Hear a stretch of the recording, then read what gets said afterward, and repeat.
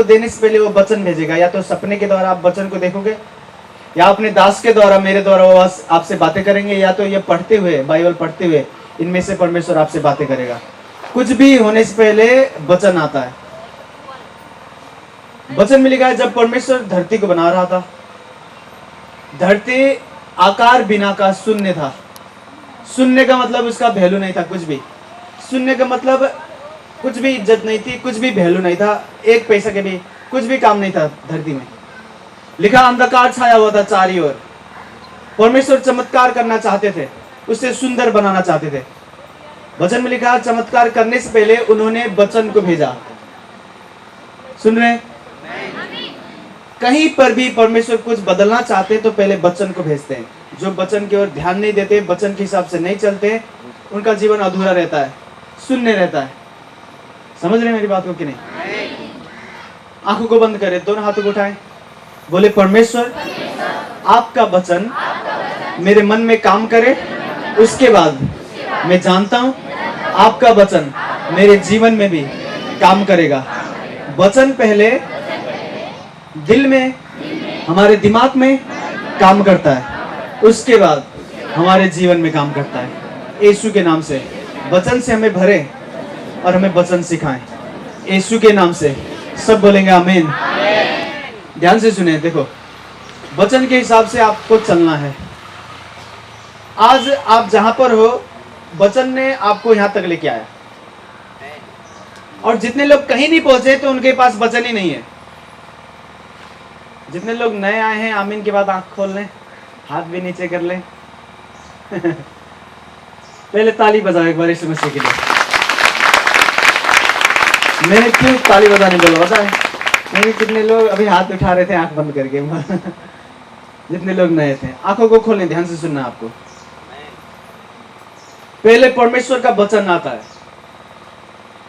जिसके पास वचन है उसके पास परमेश्वर है, और जिसके पास परमेश्वर है वो शैतान को भी जीतेगा, गरीबी को भी जीतेगा, बीमारी को भी जीतेगा।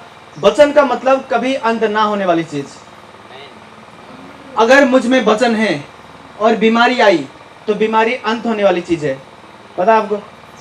यीशु मसीह ने कहा दुनिया में जितने भी अंत होने वाली, नाश होने वाली चीजें हैं वो नाश होंगे, और जो नाश नहीं हो सकते वो कभी नहीं नाश होंगे। अगर मेरे अंदर वचन है और बीमारी आई तो मेरे अंदर का नाश ना होने वाला वचन वो बीमारी को नाश करेगा। लेकिन होता क्या है, लोगों के पास वचन नहीं होता और बीमारी आती है और बीमारी उन्हें नाश कर देता है। समझ रहे हैं कि नहीं? बाइबल पढ़े हर रोज, और जितने लोग पढ़े लिखे नहीं हैं, इधर के लोग थोड़ा कम पढ़ते हैं, पुराने लोग अगर हो आप तो बच्चों को जरूर पढ़ाएं, और जितने लोग पढ़ने जानते हैं पढ़े बाइबल और सुने ध्यान से जो मैं समझा रहा हूँ। बस पढ़ने से काफी नहीं है, कोई चाहिए आपको जो सिखाए यहाँ की चीज। और सुने ध्यान से। आज जो कुछ भी मेरे जीवन में मैं देख रहा हूँ, ये चमत्कार, ये सामर्थ्य, ये महिमा जो परमेश्वर ने अपनी मेरे जीवन में उड़ेला है, ये सब चीज होने से पहले मेरे पास वचन थी। पहले वचन था, वचन मुझे पता चला कि वचन में परमेश्वर कहता है कि मेरे भविष्य में वो ये करेगा। सपने के द्वारा भी वचन भेजता था, सपने के द्वारा भी बातें करता था, और उस वचन को सुन के, लिख के, आज तक मैं 17 साल का था और मैंने लिख रखा है। वो मेरे जो डायरी है पुराने हो गए हैं, पुराने, इतने पुराने हो गए, लेकिन फिर भी मैंने रखा है संभाल के। बूढ़ा हो जाऊंगा तब भी रखूंगा, कोशिश करूंगा। और वहां पे मैंने लिखा है ये सब चीज जो आज मैं देख रहा हूँ। एक बार मैं प्रार्थना करके सोया तो लंगड़ा इंसान था, चल नहीं पाता था। मैंने प्रार्थना की, जब लंगड़ा ठीक हुआ उसी सपने में, वो लंगड़ा ठीक होने के बाद बोलता है मेरे घर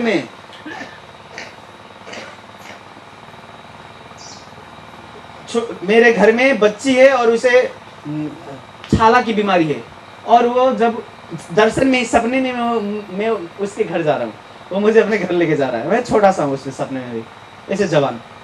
उसने कहा ये मेरे घर की लड़की है, इसको ये छाले की बीमारी है, इसे भी ठीक करना है, इसके लिए प्रार्थना करो। तो मैं उसके लिए प्रार्थना करता था, वो भी चमत्कार पाते थे, लंगड़े लोग ठीक होते थे, और मैं सपने से उठता था और मैं लिखता था, लेकिन पूरा नहीं होते थे। ये 17 साल का था मैं, छोटे मोटे चमत्कार होते थे, भूत निकलते थे, छोटे मोटे बड़े बड़े चमत्कार नहीं होते थे, लेकिन मैं सब चीज लिख के रखता था। इतने तारीख में, इतने गते, इतने बजे रात को परमेश्वर ने ये सपना दिया और मैं इतने बजे उठा और सपने में मैंने ये देखा। वचन आ गई, चमत्कार हुआ नहीं, लेकिन ये परमेश्वर का काम करने का तरीका है।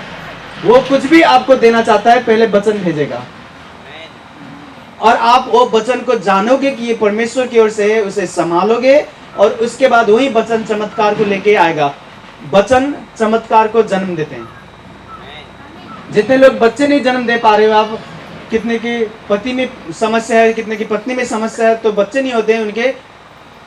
आप बच्चे नहीं जन्म दे पा रहे हो, वचन ले आओ अपने अंदर, वो वचन बच्चे को जन्म देगा। समझ रहे कि नहीं? अब सुनना मेरी बात।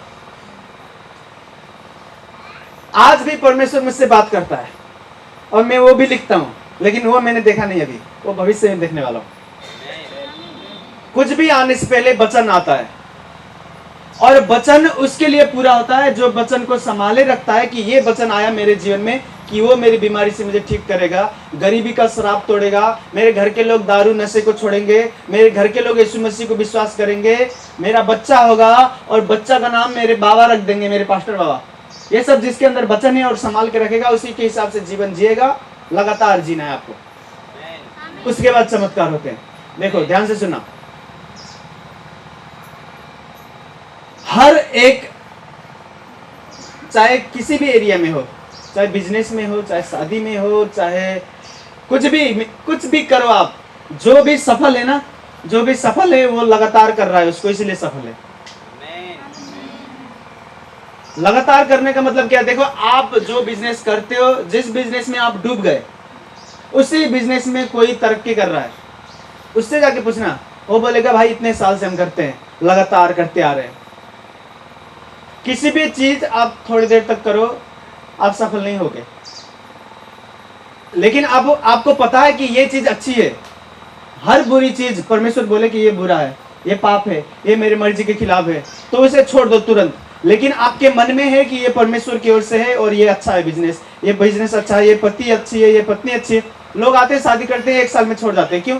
बोलते हैं मुझे समझ नहीं रहा, मेरी पति मेरे पति से मेरी जमती नहीं। 1 साल में नहीं जमेगा आपको, धीरे धीरे वो आपको जानेगा, दोनों एक दूसरे को जानोगे और लंबे टाइम तक जब चलो तब जानोगे एक दूसरे को, फिर सफल होता है वहां पे। 1 साल में डिवोर्स कर रहे हैं लोग, 1 साल में छोड़ देते हैं अपनी पत्नी को, बोलते हैं कि ना हम समझ नहीं पा रहे हैं एक दूसरे को, छोड़ने में ही भलाई है, फिर छोड़ देते हैं। हर एक अच्छी चीज छोटी से शुरू होती है, हर महान चीज छोटा होता है शुरू में। उसे परमेश्वर महान करने से पहले देखता है कि ये छोटी सी चीज में कितना वफादार है। वचन में लिखा, अगर थोड़े चीजों में तुम वफादार रहो तो तुम्हें ज्यादा दिया जाएगा। कोशिश करो कि आप लगातार करें। मैं 17 साल का था, तब से मैं प्रार्थना करता था, अभी तक कर रहा हूं। ये 1-2 महीने में मैं 27 का हो जाऊंगा। 10 साल हो रहे हैं मेरी प्रार्थना का, 10 साल से मैं लगातार प्रार्थना कर रहा हूं, इसीलिए ये सामर्थ प्रकट होते हैं। पास्टर है कितने जो खुदा के दास हैं, वो भी वचन प्रचार करते हैं, उनको दुष्ट आत्मा लगती है, भूत उनके अंदर जाता है। मैं जब उनको देखता हूं तो मुझे हंसी आती है, तरस नहीं आती है, हंसी आती है। हमें परमेश्वर ने चुना है भूत निकालने के लिए। अब देखो जो पास्टर है उनके अंदर भूत जा रहा है और बोलते हैं खा लूंगा इसे, मार डालूंगा। वो प्रार्थना नहीं करते, क्या करते हैं, लेकिन करते हैं फिर छोड़ देते हैं, फिर करते हैं फिर छोड़ देते हैं। आपको लगातार करनी है। ये बाइबल में पढ़ रहा हूं, 10 साल होने लगे बाइबल पढ़ते हुए। जो कुछ भी आज आप देख रहे हो ना, लोग आते हैं मेरे पास, मुझसे उम्र में ज्यादा है, आते हैं सलाह लेते हैं मुझसे कि आप क्या करते हो, कैसे करते हो, फिर आपको परमेश्वर ने आशीष दिया। मैंने कहा मैं जो भी करता हूं आप करते हैं। वो सबको पता है कि भाई बाइबल पढ़नी है, उपवास बैठना है, प्रार्थना करना है, लेकिन क्या आज प्रार्थना आप करते हो तो लगातार कर सकते हो सालों तक? आज जो व्यापार आपने शुरू किया, क्या कर सकते हो वही लंबे समय तक? कुछ टाइम तक तो करो, 1 साल में कौन तरक्की पाता है व्यापार में? जो भी आज कर रहे हो आप उसे करते रहे, उससे बरकत आती है। मैंने प्रार्थना करना सीखी 17 साल का उम्र में। उस वक्त में उतना ज्यादा आत्मा में चीजें नहीं देखता था, ना समझता था उतना। लेकिन मुझे ये पता है कि आज मैंने ज्यादा समझा नहीं, ज्यादा मुझे आता भी नहीं, लेकिन मुझे ये पता था कि मैं जो कर रहा हूँ ये परमेश्वर का इच्छा है। आपको अगर पता चल जाए ये जो मैं कर रहा हूँ ये परमेश्वर का इच्छा है, तो करते जाओ लगातार। चमत्कार को जन्म देगा वो चीज। पूरे दिल से सुने जो मैं बता रहा हूं आपको। कितने लोग आते हैं चर्च में, 1 महीने आते हैं, 1 महीने आने के बाद बोलते हैं ना चमत्कार तो हुआ नहीं, उसको मिल गई चमत्कार, वो ठीक हो गया, उसके बच्चे हो गए, उसके ये हो गया, उसके भेजे लग गए, मेरे तो लगे नहीं, तो वो छोड़ देता है। अगर वो लगातार आ रहा होता तो मिल जाते उसे भी। समझ रहे हैं? पिछले हफ्ते मैंने आपको बताया, सुन रहे हैं मेरी बात को? पिछले हफ्ते आए थे, कितने लोग आए थे पिछले हफ्ते? देखो ध्यान से सुनना। आपको आंखों को बंद करें, मैं कुछ खास आज सिखाना चाहता हूँ। मैं चाहता हूँ आपके मन तैयार हो। आंखों को बंद करें, बोले परमेश्वर अपने वचन के द्वारा मैं 100 गुना फल फलाना चाहता हूँ। जो आप वचन भेज रहे हैं, आपके वचन के द्वारा मेरे जीवन में मैं 30 गुना नहीं, 60 गुना भी नहीं, 100 गुना फल को लेके आना चाहता हूँ। मुझे वफादार बनाए आपकी ओर, मैं आपको प्रेम करते हुए आपकी ओर लगातार बढ़ूं, यीशु के नाम से। सब बोले आमीन। ध्यान से सुन रहे हैं कि नहीं? आंखों को खोले। देखो, एक बहन को मैं जानता था, हम जब छोटे थे, ऐसे मान लो 17-18 साल के, उस वक्त बड़ी जिम्मेवारी परमेश्वर ने दी नहीं थी। तो खुदा के एक दास थे, उनके अधीन में बैठ के हम काम करते थे, वो जो बोलते थे वो करते थे हम। एक बहन थी, पति पत्नी दोनों चर्च आते थे, शादी के कई साल हो गए थे, बच्चे नहीं थे। और जितने लोग नए आते थे, ग्रहण भी नहीं किया, बपतिस्मा भी नहीं लिया, वो आते रहे, बच्चा हो गया, बच्चा होने के बाद खुश हुए, गवाही दिया, वो काम करते थे ऐसे सफेद कपड़ा पहन के, जो ऐसे पहन रहे ना, ऐसे कपड़ा पहन के वो काम करते थे। और मैं टीम के लीडर था, मेरे अंडर में ऐसे मान लो 70 लोग, 60-70 लोग मेरे अधीन में काम करते थे। मैं अपने फादर साहब के अधीन में करता था, मेरे अधीन में वो लोग करते थे। उम्र भले मेरे छोटा था, और मैं उनसे बातें करता था। मैं कहता था देखो सबके बच्चे हो रहे हैं, आपके नहीं हो रहा, आप दुखी हो रहे होंगे। वो बोलते थे नहीं, मुझे दुख नहीं हो रहा, मुझे ये खुशी हो रही है कि मैं परमेश्वर के लिए काम कर रहा हूँ, जो चमत्कार कर रहा है हर हफ्ते। भले मेरे लिए नहीं कर रहा है, लेकिन किसी के लिए तो कर रहा है। उन्होंने कहा वो बच्चे दे ना दे, मैं उसी को मानूंगा, छोड़ूंगा नहीं। मेरा पति भी मानते, मैं भी मानता हूँ। दोनों लोग काम करते थे। जो उनके पति थे वो पास्टर साहब के सिक्योरिटी गार्ड थे, और जो पत्नी थी वो वॉलंटियर काम करती थी। बच्चे हुए नहीं। जो पास्टर के इतने करीब थे, जिन्होंने प्रार्थना की, बहुत बड़े बड़े चमत्कार हुए, और वो खुद पास्टर जी के करीब थे, साथ चलते थे, साथ घूमते थे, उनके सिक्योरिटी गार्ड बन के, लेकिन बच्चे नहीं थे। और जब हमारी बात होती थी, वो कहते थे, वो उनकी बात मेरे मन को छूता था। वो कहते थे कि बच्चा हो या ना हो, हमें पता है कि ये परमेश्वर जिंदा है और ये काम करता है और कर रहा है हर हफ्ते। भले हमारे लिए नहीं कर रहा, लेकिन कर रहा है। क्या हुआ? उसके बच्चे हो गए, अभी बेटा है उसका, बहुत हट्टा कट्टा मोटा सा, बहुत स्वस्थ है वो। और उसके पति जो हमारे पास्टर साहब के सिक्योरिटी गार्ड थे, वो अभी कोरिया में है, अच्छे कमा रहे हैं, बहुत अच्छा कमाते हैं। कभी कभी बात होती है मुझे, मेरी उनके पत्नी से बात होती है। अभी हम बहुत बिजी हैं, नहीं उनमें बात कर सकते हैं, लेकिन वो हमें देखते हैं, वीडियो वगैरह देखते हैं हमारे वो। उनके बच्चे भी हैं, भले देर से हुआ लेकिन बच्चा हुआ। और उनके पति कोरिया में है, कोरिया में अच्छे कमाते हैं लोग, पता है आपको कि नहीं? सब लोग को पता होगा ये। तो ये हमारा परमेश्वर है। अगर आप जान जाओ कि जहां पर मैं खड़ा हूं ये पवित्र जगह है, तो वहां से शैतान आपको उखाड़ के फेंकना चाहता है, लेकिन आप वहीं पे बने रहो तो फल को लेके आओगे। सुन रहे हैं? मुझे पता है आप लोग प्रार्थना करते हैं, लेकिन क्या लगातार करेंगे? मुझे पता है यीशु मसीह को आप मानते हो, क्या मानते रहोगे जब तक ना मरो तब तक? देखो, किसी ने मुझे पूछा था, कहा कि दशई आता है, फिर दिवाली आता है, फिर होली आता है, फिर रक्षाबंधन, फिर भाई टीका, ये सब आता है तो लोग कितना खुश होते हैं। तुम लोग तो कैसे खुशी मनाते हो अपने जीवन में? जो यीशु मसीह को मानते हो, ना तुम प्रसाद खाते हो, ना पूजा करते हो, ना ये क्या बोलते हैं, नवरातन मनाते हो ना कुछ, तो कैसे खुश होते हो? ऐसे अकेला अकेला उदास उदास सा नहीं रहते तुम लोग? मैंने कहा इधर आओ। मैंने कहा जो लोग नवरातन मनाते हैं 20-20 साल तक और बच्चे नहीं हुए, वो चर्च आते हैं और उनका बच्चा होता है, तो हम ज्यादा खुश होते हैं तुमसे ज्यादा जब तुम नवरातन में नाचते हो। दिमाग को खोलो एक बार। जो होली मना रहे हैं, जो कुछ भी कर रहे हैं, हम सब मनाते थे। एक टाइम था, एक हम सब हिंदू घराने से आए हैं और कितने लोग यहाँ पर आते हैं जो मुस्लिम घराने से भी हैं, लेकिन हमें पता है वो सब क्या है। लेकिन जो यहाँ पर आनंद है ना, वो कहीं नहीं है। समझ रहे हैं कि नहीं? कितने लोग नवरातन मनाते थे, फिर भी दुष्ट आत्मा है उनमें, निकलता नहीं। पूजा कर रहे हैं, फिर भी दुष्ट आत्मा नहीं निकल रहा। चर्च आते हैं, कुछ हफ्ते में भूत प्रेत से छुटकारा पा जाते हैं। इसमें ज्यादा खुशी है कि उसमें खुशी है? डीजे लगा के देखो। मुझे मेरी मानना ये है कि चलो भगवान कब से डीजे सुनने लगे? डीजे लगा के अभी नाच रहे हैं ना, भक्ति वाला गाना है, लेकिन डीजे में। मैंने कहा आजकल भगवान बोर हो गए हैं, वो ऐसे साधारण गाना नहीं सुनना चाहते, उन्हें भी डीजे चाहिए भाई, कुछ डिक चिक करे।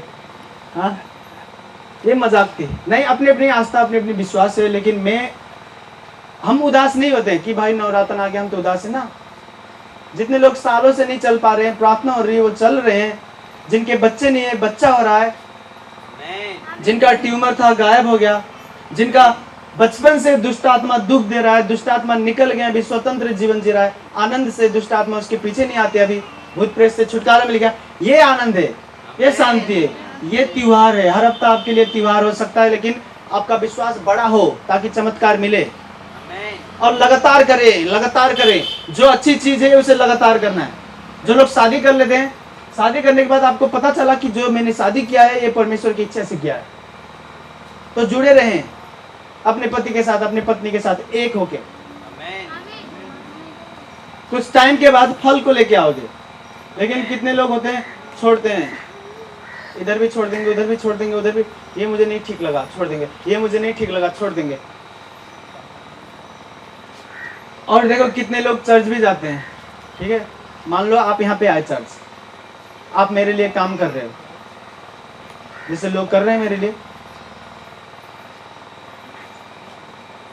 काम करना काफी नहीं है, क्या आप कर सकते हो लगातार?